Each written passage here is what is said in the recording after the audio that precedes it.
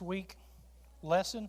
I'm going to go through November on this, so I'm having to attack two major judges at a time to get to where I need to get as far as the time goes. So the next judge in your reading, because I know everybody read chapter 4, 5, 6, and 7, who's the next judge? Ladies, you should know. Deborah. All right. Sister Sandy, you said Deborah, real loud, boisterous, like, I am a woman, hear me roar. Deborah. Let's look at Deborah, but before we do, brothers and sisters, tell me things that you know that are about Deborah. She didn't want to take credit. So who said prophetess? Okay, Terry says she was a prophetess, yes. And Sister Dana, what did you say? Sister Dana said that she was actually a judge, and she said under the palm of Deborah, and that's where she made her judging, and that's where she made her rulings as an effective judge. She was actually already leading Israel when it's introduced to us. When she's introduced, she's already leading Israel. It says she was already there as a judge leading Israel. So when we look at Deborah, there are some excellent things. Matter of fact, I remember this story of Deborah not as much as I remember Samson. You know, when you're a boy growing up, you hear about Samson and the long hair, and he's a man's man, strong, and downfall of every man's a woman. And so you had I was joking, ladies. Anyway, you have Delilah involved in it, but Samson was always a good one. Then when I got a little older, the left-handed judge became my favorite because I'm left-handed. But brothers and sisters, Deborah, there's some things about Deborah's story that's pretty neat. Very unique. As Sister Dana brought out, Terry brought out, that she was a prophetess. So she could, which means if you're a prophet, you can what? Foretell, predict things. A lot of times, but you also speak for who? God. If you're a prophet, it mentioned in the Bible, if the word false isn't in front of it, then you're speaking for who? For God. So Deborah was there ruling Israel. She was a prophetess, and she was God's woman. God's the one who laid his hand upon her or anointed her or gave her his thumbs up or seal of approval to be doing this the judging and the ruling. When you look at Deborah, on some of the things that happened with Deborah, it really emboldens or emboldens women. Because women take the lead in this story. Women aren't as hesitant as some of the men are. Matter of fact, the commander of the Deborah's general, he didn't want to do it unless what? Unless Deborah went with him. That sounds almost like my daughter when she's going outside to get something. Dad, will you go outside with me? And I'll go out standing in the doorway while she goes and does whatever she does. And it's like when I do go with her, she takes longer. So I don't know what the give is on that. But do you want to go? I can remember wanting my dad to go with me in certain circumstances of what was going on. And it's one of those things that if you have someone there to go with you, it's a big deal. But now he is a general, or he is commanding the army, and he wants who to go with him? A woman.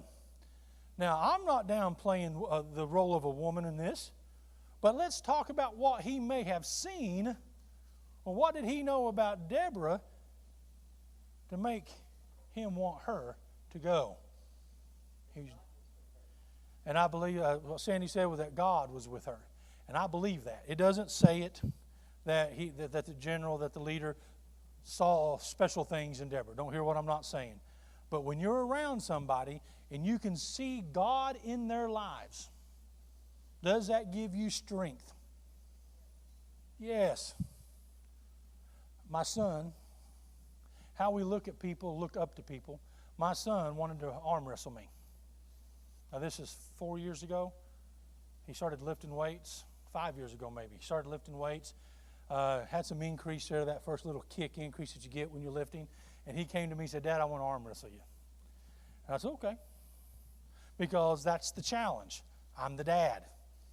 That's when you're looking at people, it's a natural progression to look up as far as that goes on the string. He wants to, I want to arm wrestle you, Dad. So I give him 3 shots. And I tell him, son, you can have 3 tries. I'll arm wrestle you 3 times. Do you want to wait? You want to start now? Do you want all 3 now? How do you want to do it? You get 3. He looks at me and he goes, well, I want 1 right now. I said, okay. We were at Terry's mom and dad's house, and they were getting the table ready, and I moved some of the plates and stuff away from the corner. We got it on either side of the corner, and I said, all right, you say go. Now, brothers and sisters, don't think ill of me. I was proving a point. He said go, and I tried my best to slap his wrist against the table as hard as I could. There wasn't none of this back and forth. Oh, you almost had me deal. I hit his arm against that table as hard as I could. He looked up at me with big eyes.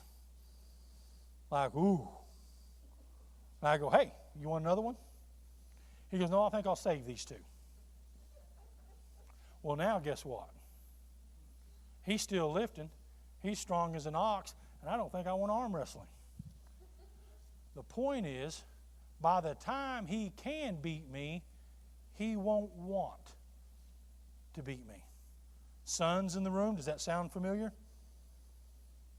By the time that we can beat our fathers in arm wrestling, we don't want to beat our fathers in arm wrestling because they mean something to us. They are our stay, our captain, our shelter in the time of storm, our lighthouse. They're there for us, and by the time they reach that age, we don't want anything to do with that anymore.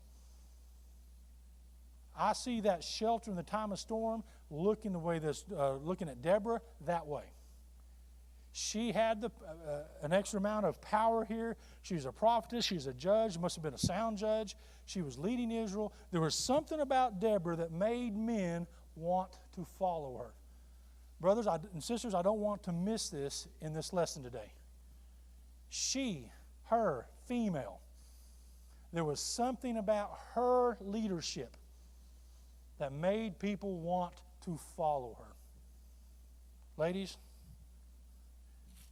do we have Deborahs in the room? I believe we do. I believe we do. It means something. And John C. Maxwell is a Christian author, and he speaks a lot on leadership. Has anybody read any of his works? Cliff, have you read any of John C. Maxwell's works by chance? Okay. He speaks a lot on leadership, and the favorite book that he reads is called that I read from him is called The 21 Irrefutable Laws of Leadership. It's great. I gave it to all my subordinates when I was working. Every one of them, when I became their lieutenant or their captain, every one of them got one. Because it has such great attributes in it. One of the ones that I see with Deborah here that she exhibits is the law of the lid. The 21 irrefutable laws of leadership, the law of the lid said that your leadership lid is somewhere, 1 through 10. You have a leadership. Everybody in this room has a lid. Now, your lid, Sister Craig's lid, may be a 6, maybe a 10. Cliff's may be a 6 or a 10. Dana, you may be 6, 3, 10, whatever it is, there's a lid. The rule is, or the law is, that people with a lower number on the lid find it difficult to follow. If you're high, you find it difficult to follow someone lower than you. Does that make sense? All men and women want to be led. We all do. Now, we may have some people say, I don't need to be led. Well, whatever. We can talk about that later. I don't believe it. I think about 4 or 5 questions into it, we'd all agree that we all want to be led. This general wanted to be led. Deborah wanted to be led. How do we know that Deborah wanted to be led? Who's leading her? God, yes. Sister Craig said God's leading her. Yes. You can tell by her own actions that she wants to be led because she submitted herself to who? Do y'all know who General MacArthur is? Is in my mind, but was. Part of that greatest generation, a little bit older, but he's right there at it. The greatest generation. Do you know that his leadership lid, where would you put his leadership lid? On a scale of 1 to 10, where would you put it? I'll say it a little louder. Yeah, some people say put it up a little bit higher, Cliff said. So on a scale of 1 to 10, it's going to have to be there. I can't say a 10 because I know who his general staff was. Say that a little bit louder, Darrell Rowe. Eisenhower was his chief of staff.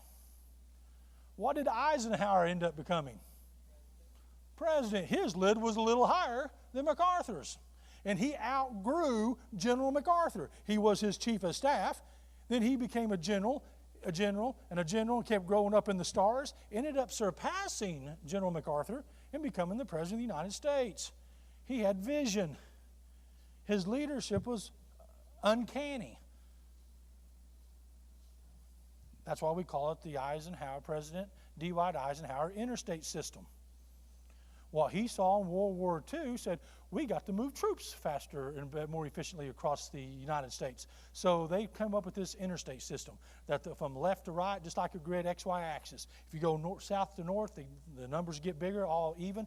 If it goes from the west coast to the east coast, left to right, they get larger by 5s, by odd numbers.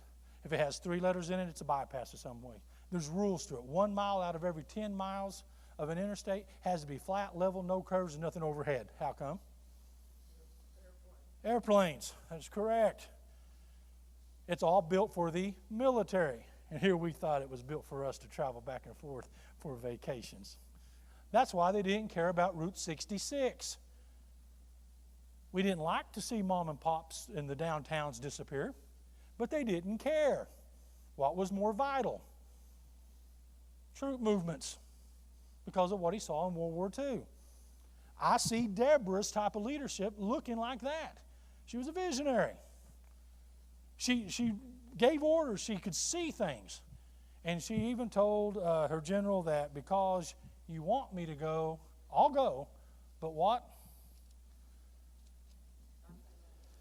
The victory will go to a woman. Was that a big deal back then? Yeah, it was. Brother and sister, that was a big deal. To look at a commander of the army, and work with me on how I'm looking at this. A commander in the army said, I'll go with you, but because you didn't want to go on your own, you want me to go with you, the victory's not going to go to you. It's going to go to a woman. My dad tell me that, or my captain, or my leader tell me that, that'd bother me. Because what's she actually telling him? You didn't have enough what? Enough gumption, enough faith, enough backbone to go do it yourself. And because you didn't, this is how it's going to play out for you. Look with me in chapter 4 of Judges.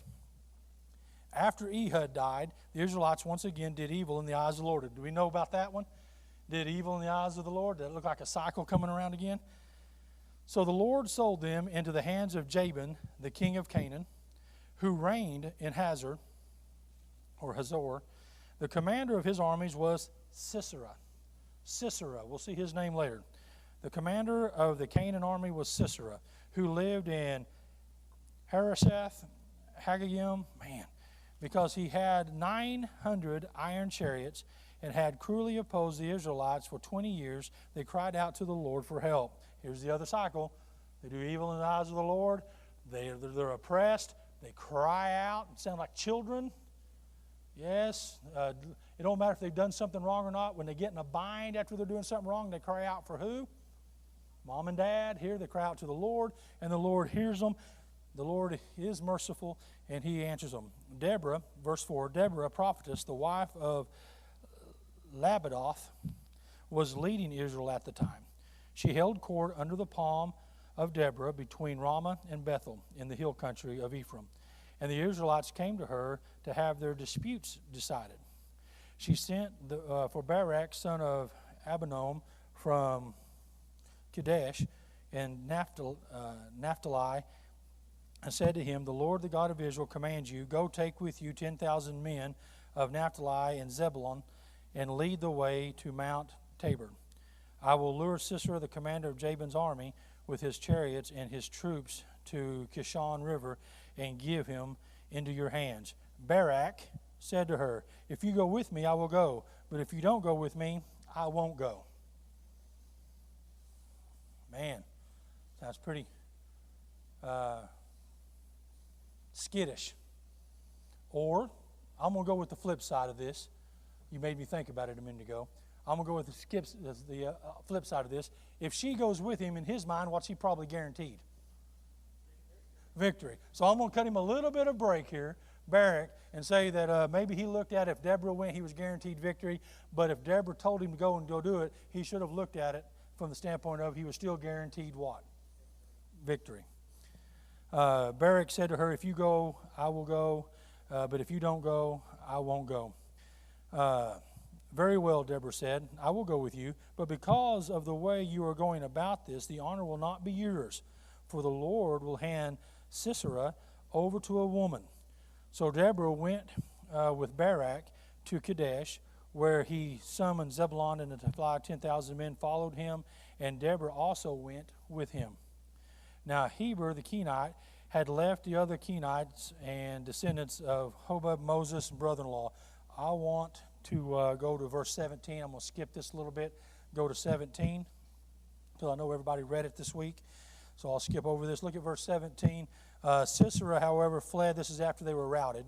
Sisera, however, fled on foot to the tent of Jael, the wife of Heber, the Kenite, because they were friendly relations with Jabin, the king of Hazor, and the clan of Heber, the Kenite.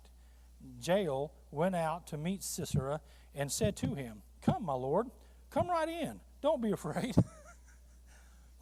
Step into my parlor, said the spider to the fly. Gentlemen, does that almost sound like first dates? Come on in. We're good. I just don't think the Lord was ever said that way. And Sisera, it says, went out and met him. 19, he goes, I'm thirsty, he said. Please give me some water. She opened a skin of milk and gave him a drink and covered him up. Now, brothers and sisters, I don't know if you know how this works or not. What do you ask for? Drink of water. What does milk do for you? Yeah, my older brother, my older brother and I were big on the Friday night and Saturday things I talked about last week. My dad caught him asleep one evening afternoon, around 5 o'clock in the afternoon, asleep. And he takes a blanket and covers him up, makes him comfortable. Travis slept through the whole night. Woke up Saturday morning, wore him out, because he had missed going out, going to town. He had missed it. Wore him out. From there on, anytime my dad would catch him asleep on the floor in the living room, he'd go get a blanket and try to put it over him. The minute Travis felt the blanket on him, he'd throw the blanket off and get up, because he knew what was fixing to happen. That's exactly what's happening here. She gives him some milk. He's tired already. Gives him some milk, makes his stomach full. He lays down or relaxes or reclines and puts a blanket over him, making him comfortable. And then he does what? He falls asleep. And boy, isn't she something else? Stand in the doorway, he said to her. If someone comes by, ask you if I am here, say no. But Jael, Heber's wife, picked up a tent peg and a hammer and went quietly to him while he lay fast asleep, exhausted. She drove the tent peg through his temple into the ground, and he died. You guys, I'm telling you, Judges is some kind of book. This woman's hardcore. Oh, yes, strong. Brother Wayne said she was strong. Yes, I would agree with you. Because those tent pegs and the hammer that she's going to swing isn't quite like what we have today. And she's going to go quietly and going to drive this through his temple, and not only through his temple, but through the other side and into the ground. Say that a little louder. Yeah, we'll make sure he didn't leave. I guarantee it. Pegged him out there. Brothers and sisters, the victory went to who? To her. I'm impressed with her. How would you like to be her husband? I'm not sleeping anytime soon. Guys, that's something else. I can't imagine my wife. Delane, can you imagine Denise doing something like that? No. Wayne, can you imagine your bride doing something like that? Yeah. He said, yes, brothers and sisters, and I'm not buying it. I just don't see it. But in times of hardship, in times of war, in times of being oppressed, can we find another gear sometimes? Brothers and sisters, I think it's innate in us and humans that we are able to do a lot of things that we don't think we can. We can endure things that we don't think we can. If that wasn't the truth, we'd only have one child per couple. Because that's all you ladies would ever have. One. You wouldn't want to do that again. But we have multiple. We're able to do things under certain circumstances that we normally wouldn't think. I know I talk about the greatest generation a lot, but just look at the greatest generation. Under the Great Depression, under all the things that they were under, look at all they accomplished. And I'm not just talking about the men. I'm talking about the women too. I look at my grandmother German and my grandmother Conley, and I'm thinking those ladies had to be a little bit hard. If you want to go cook a chicken on Sundays, guess what we did, Sandy? Yeah. Yeah, the ladies went out, grabbed the chicken, wring its neck, or popped it off, whatever they did, chop it off, plucked it, boiled water. Is that what you said, Mom? They'd boil water, that's a little hard. My wife puts on plastic gloves to handle hamburger meat. Under certain circumstances, under dire straits, we are able to do things that we... Now, I'm not going to sleep this afternoon, I promise you that. Woo, yeah. We're going over to my mom's house for lunch. Don't serve milk. All right. But the idea is that under stress, under hard times, God has made us to where we can do things that we wouldn't usually think we could do. My grandfather, since I'm doing the class, I get to do the talking. So my grandfather, on a baler, it was a square plunger, and he'd hold himself up on this hay baler, and they would throw hay in it, and then the plunger would come out, they'd throw hay, and then the plunger would come pick up the hay and shove it down a tunnel to make the square hay bales. Well, he would stomp it down with his feet, and then as the plunger comes, he'd lift his feet up. Guys, I can't imagine. $1 a day, and he was happy to get it. $1 a day, under those circumstances, able to get it. What was Lucretia's mother's name? Mrs. Chancellor. Thanks, Mom. All right. Mrs. Chancellor, when she was 13 years old, she was known in southeastern Oklahoma that she could hew a log as fast as any man. Now, if you all don't know what hewing logs is turning a log into a railroad tie. You make a round log into a square railroad tie. You had special hewing axes that they did that. They're flat on one side. When you see an axe, it looks like a medieval axe sometimes, but it's completely flat on one side. That's a hewing axe. They said she did it barefoot. She's 13 years old. I preached her funeral. When they told me about this story, her family told me about this story, I couldn't believe it. And then I was reminded of what generation she came out of. She'd take the hewing axe and she'd notch it, and then you'd have to take that level side and you'd hit between those notches and it'd break off to a flat surface. Then you would roll it onto the flat surface. And you'd do the other sides and make a railroad tie out of it. Got paid pennies to do that. And they said that she could do it just as fast as any man. I just can't imagine. 13-year-old Mrs. Chancellor, here she comes.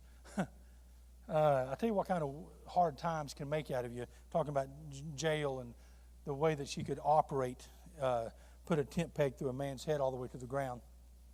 And not just that, she planned it.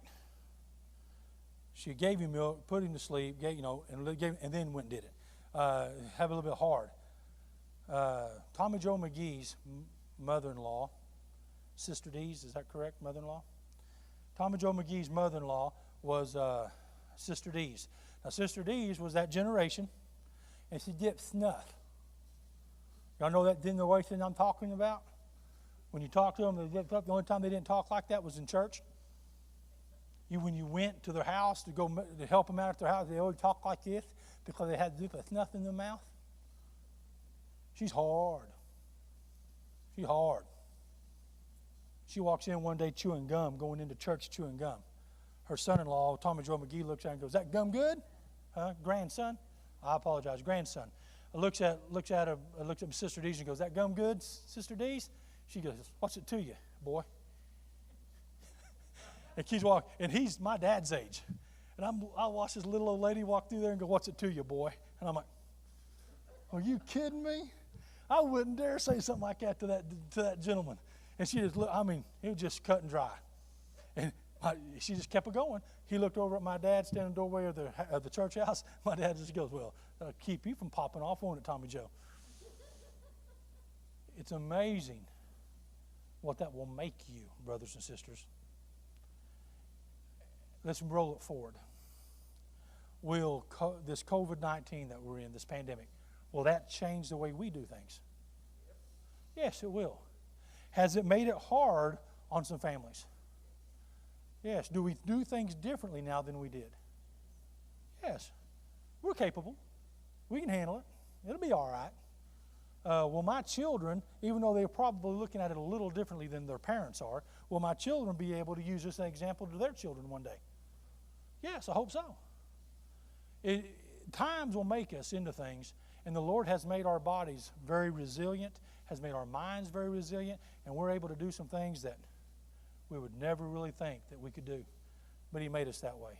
I keep telling myself that one day I'll be able to work as hard as Jared and Delane. I just don't know if God made my body that way, guys. Those guys sat there and worked at the Pettyjohns after working at their place. Went to the Pettyjohns to work yesterday, and they get some drinks from Robert Pettyjohn. And if you're listening, Robert, thank you very much for the drinks. Robert's out there helping us working, and they sat down and we're going to take a break. I was very thankful for the break. They just didn't know it was my second break. And they're sitting there and they're drinking, and I don't know if it was a cue. I don't know what happened, but Jared and Delane at the very exact time stood up. They didn't look at each other and go, "About ready?" It was just like, well, and they stand up. We go to work. I'm like, you'd almost think they were raised by the same man. That there's something innate in them that knows they reached their 15-minute break time. I don't know how long it was, but it wasn't 15 minutes. Guys, we're able to do things, and the body will get stronger and stronger. The more Tanner works out, the stronger he will get. Brothers and sisters, are there other things that God puts in us that works the same way besides strength? The more we practice love, does it become easier for us to exhibit love? Yes. The more we practice forgiveness, Does it make it easier for us to forgive? Yes. There's a joke at my house that my wife doesn't have backup. She doesn't have a reverse. She don't step back very often. And it's just a joke. So anytime she says, sorry about that, Troy, I go, what? You said what? And then she goes, well, don't expect another one.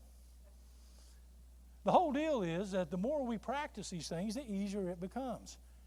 We are very habitual. We get stronger, and we can get stronger. The more we study the Scripture, the easier it is to apply it to our lives.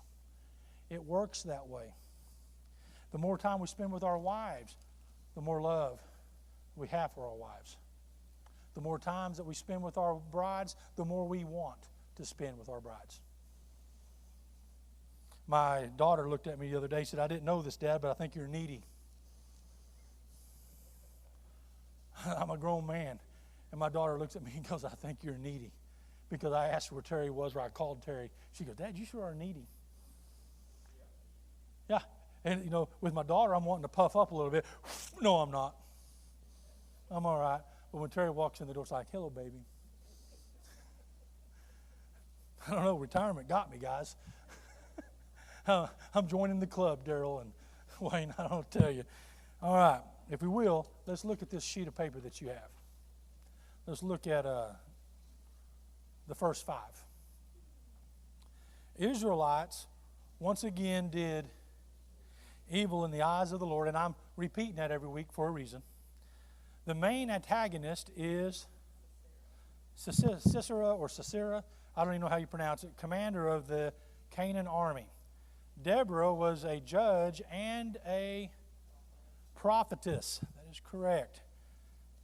She held court under the palm of Deborah. Number 5. Blank picked up a tent peg and killed Sisera. Jael, Jael, if you don't have your Bibles open. Jael. Now let's look at Gideon. All right, this is not one of the 5 questions, but I'm going to ask you anyway. What does Gideon mean? Mighty warrior. When we open up with Gideon and where he's at, where was he at? Threshing floor. In a wine press, correct, in a wine press, threshing out grain, hiding, because he didn't want it taken from him. And his name is Mighty Warrior. He's not quite living up to his name yet. Let's look at Gideon in chapter 6. Go down to verse 7. When Gideon, when the Israelites cried to the Lord because of Midian, he sent them a prophet who said, this is what the Lord, the God of Israel, says. I brought you up out of Egypt, out of the land of slavery. I snatched you from the power of Egypt and from the hand of all your oppressors. I drove them from before you and gave you their land. I said to you, I am the Lord your God. Do not worship the gods of the Amorites in whose land you live, but you have not listened to me. We call that cause and effect. My daughter this morning, I had a big grin on my face, brothers and sisters. I stumbled. I had a big grin on my face. My daughter gets up on her own and she's getting ready for church this morning after she had a pseudo late night on Halloween night at a get-together. I didn't know how late she stayed. Terry stayed up, so I'm just assuming 12 o'clock, 12:30, something like that. She doesn't have a curfew. We try to, that nurturing and preparing deal, to where she's making decisions on her own. Don't get me wrong, I can step in with a curfew at any time. I do have a trump card. But the bottom line is, she gets up, she's getting ready, and I looked at Terry on the way to church. I said, my daughter put a grin on my face. She was able to go do things, and yet do what? Still get ready and do what she was supposed to do. And I looked at it, and I went, that is great. And I looked at Terry, and I said, how late did she stay out? Because I didn't know. She goes, about 11, 11:30, something like that. And I go, really? Halloween night? And I'm in my mind, I'm going, she's just like her daddy. She wants to be home. No? No, if it starts in G and ends in O, my daughter's all about it. She'll go. All right? So, but no, she showed some maturity there, and it works. And the reason I want to bring that up, when the Israelites cried out to the Lord, he sent the prophet. I drove them before your land. I said to you, I am the Lord your God. Do not worship them. Guys, how many times can we look at children and say, I've told you to do this, this, this, and this, and it's like a week or two later we're looking at them going, I told you to do this, this, and this, and this. When they look at us and go, I don't understand why you took our car. I don't understand. Well, did I not tell you to do this, this, and this? Yes. There's one thing I like about these cycles in Judges is the Israelites really don't get their say. When God finally steps in, he said, I told you to do this, and if you did it, this was going to happen, and it happened. And it's not like a debate going on. It just happened. Now, if I understand it right from one of Cliff's classes, that after the Babylonian captivity, when they came back, they never worshiped idolatry again. Is that correct? That we know? Never practiced idolatry again. So there came a point that they did learn the lesson. But it took that kind of life lesson for them to learn it. And that was a pretty tough life lesson. They lost Jerusalem, this idea of as long as they have Jerusalem, God was going to be there and God was going to protect them. We always have Jerusalem, and it didn't quite work out like they wanted to. And again, it comes around. Now, Gideon starts, I'm going to paraphrase this this morning. I'm going to wrap this up. Gideon starts with 32,000 men. Okay? They marshal 32,000 men. And they do something here. God does something here. He says, you have too many men. There's too many. Because who intends to have the glory on this?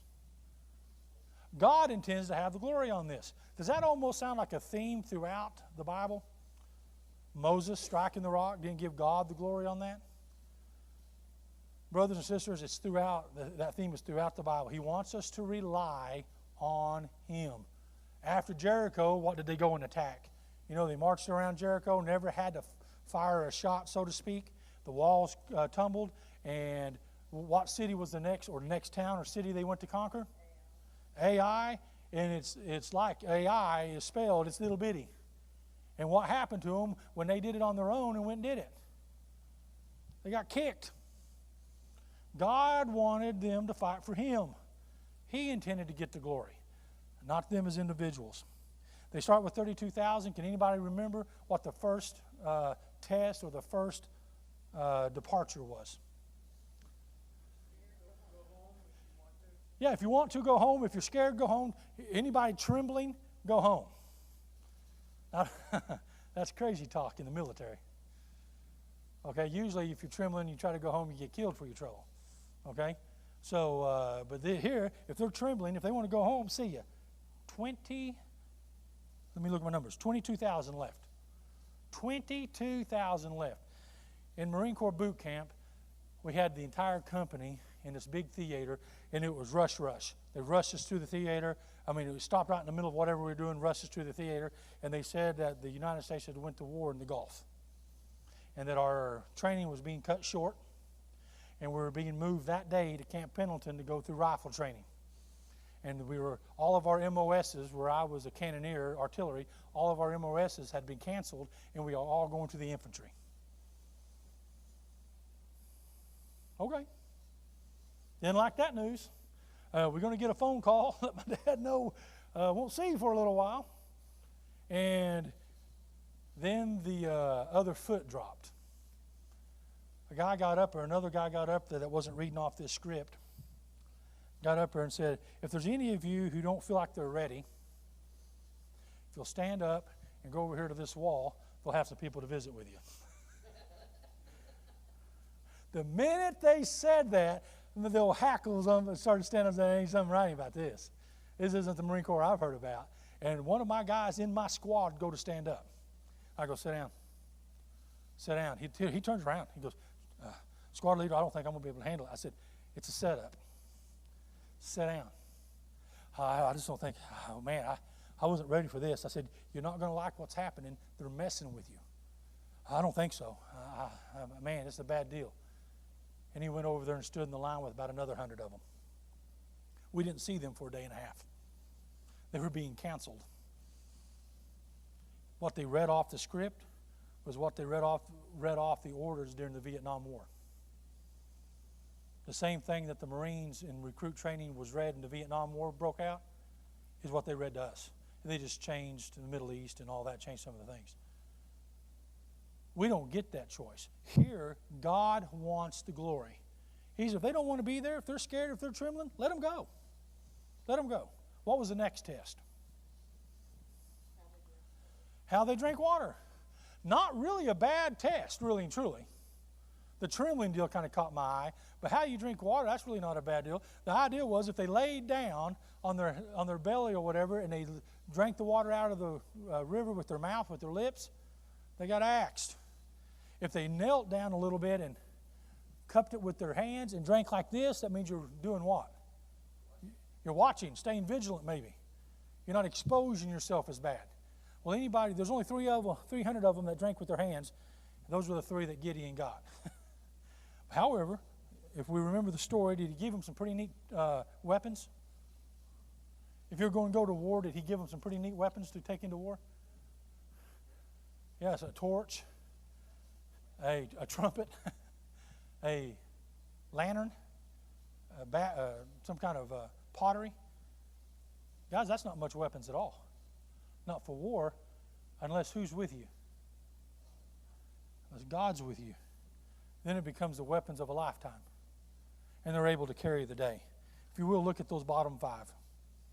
Gideon was threshing grain in a wine press. Gideon, we didn't go over this, but this was similar to Moses when Moses was commissioned. Gideon said, my clan is the weakest, and I am the least in my family. My clan's the weakest, and I'm the least in my family. In other words, he had himself at the bottom of the pole. Number 3, any man who trembled left. 300 men used their hands to drink the water. And this number 5, the blank caused the men in the camp to turn on each other. The Lord, the reason I brought that up is they smash the jars, they hit the trumpets. There's 3 platoons of 100, and they make all this noise and all this, and they wake them up. That does not make people turn on each other in a camp. That alone does not. Who made them turn on each other? God made them turn on each other. God intended to take care of Israel, and He intended to have the glory. And they turned on each other, and they routed them, and it worked out real well for them for a time. And then we'll have the circle to where they come back around, and they do evil in the eyes of the Lord. If you're listening from home, thank you for tuning in. Brothers and sisters here, thank you very much.